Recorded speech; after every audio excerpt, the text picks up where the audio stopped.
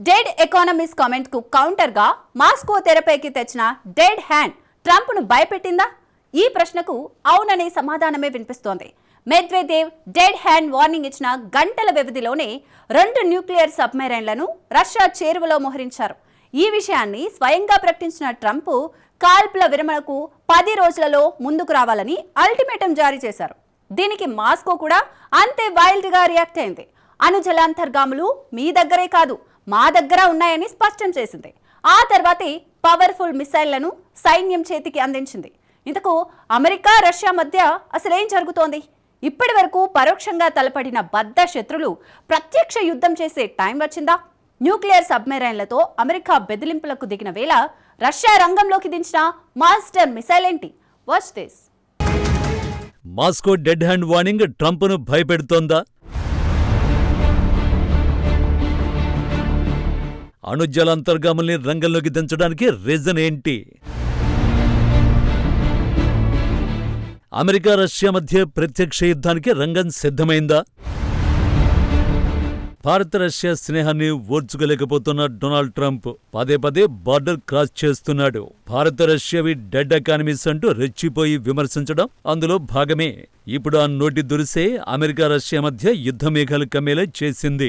మొదట Trump Medvedev మధ్య మాటల యుద్ధం జరిగింది. తర్వాత వినాశనకర న్యూక్లియర్ సబ్మెరైన్ల మోహరింపుల వరకు వెళ్ళింది.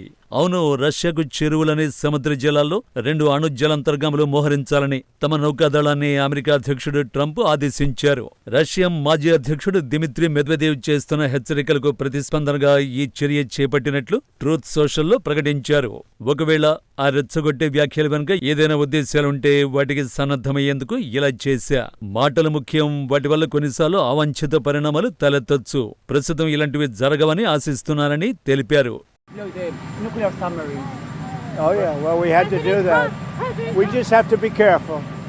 And a threat was made and we didn't think it was appropriate, so I have to be very careful. So I do that on the basis of safety for our people. A threat was made by a former president of Russia and we're going to protect our people. Cut చేస్తే Russia నుంచి అంతే wild reaction వచ్చింది. America nuclear సబ్మెరైన్ల మోహరింపుపై Russia parliament member Victor సంచలన ప్రకటన చేశారు. America దగ్గరున్నవి nuclear సబ్మెరైన్లయితే మరి మా దగ్గర ఉన్నవేంటని ప్రశ్నించారు. అమెరికాను ఎదుర్కొనేందుకు తమ వద్ద కూడా తగినన్ని అణు జలాంతర్గాములు ఉన్నాయని పేర్కొన్న విక్టర్ ఇంకా చెప్పాలంటే మహాసముద్రాల్లో యుఎస్ జలాంతర్గాముల సంఖ్య కంటే తమవి చాలా ఎక్కువని వెల్లడించారు. అప్పుడే ఆటం బాంబు లాంటి ప్రకటన చేశారు.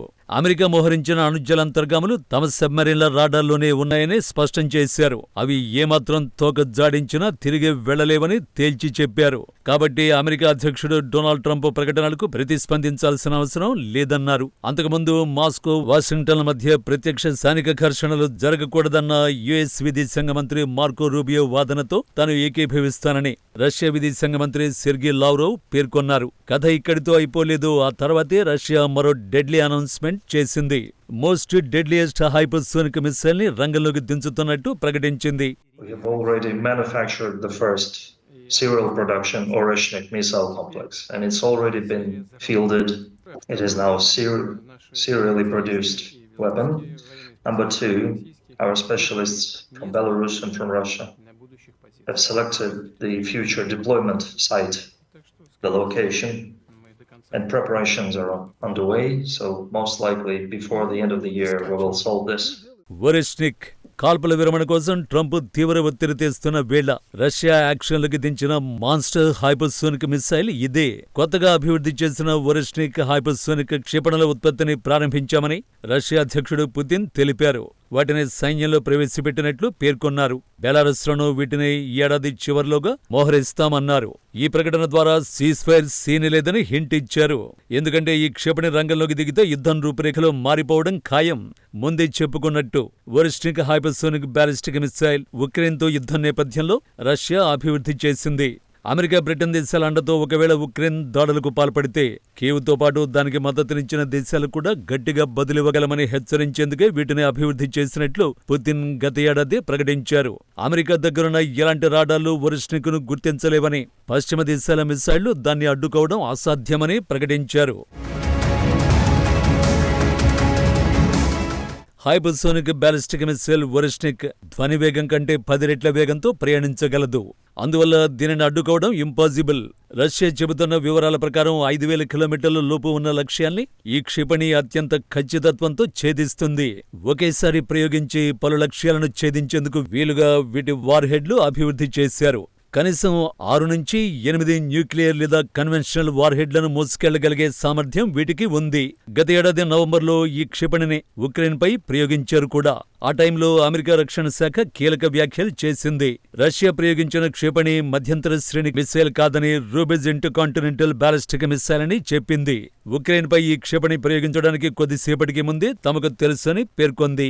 ఆ సమయంలోనే ఉక్రెయిన్తో సహా అవసరమైతే ఇతర దేశాలపైన ఆ తరహా క్షిపణుల్ని ప్రయోగిస్తామని పుతిన్ హెచ్చరించారు. ప్రస్తుత ట్రంప్ కవ్వింపుల నేపథ్యంలో మిస్సైల్ను సైన్యానికి అప్పగించడం చూస్తుంటే పుతిన్ అనంత పని చేస్తారా అన్న అనుమానాలు వ్యక్తమవుతున్నాయి. నిజానికి డొనాల్డ్ ట్రంప్ ముందు నుంచి పుతిన్ను రాంగ్ గానే హ్యాండిల్ చేస్తున్నారు. రష్యన్ ప్రెసిడెంట్ను బెదిరింపులతో దారికి తెచ్చుకోవాలని ప్రయత్నిస్తున్నాడు. కానీ పుతిన్ బెదిరింపులకు ఆంక్షలకు లొంగిపోయే రకం కాదు. ఎంతగా బెదిరించాలని చూస్తే అంతకు డబుల్ రియాక్షన్ ఉంటుంది. ఇప్పుడు అది జరుగుతోంది. యుద్ధాన్ని ముగించడానికి డెడ్ లైన్ విధించడంతోనే నెక్స్ట్ లెవెల్ యాక్షన్ కు సిద్ధమవుతున్నారు పుతిన్. ఇప్పుడు యుద్ధం కేవలం ఉక్రెయిన్తో కాదు, అమెరికా పశ్చిమ దేశాలతో కూడా. అందుకే వొరష్నిక్ను సైన్యానికి అందించడమే కాక త్వరలో బెలారస్ను మోహరించబోతున్నట్టు ప్రకటించారు. బెలారస్లో క్షిపణుల మోహరింపు అంటే ఉక్రెయిన్తో పాటు నాటో దేశాలను కూడా లక్ష్యంగా చేసుకున్నట్టే.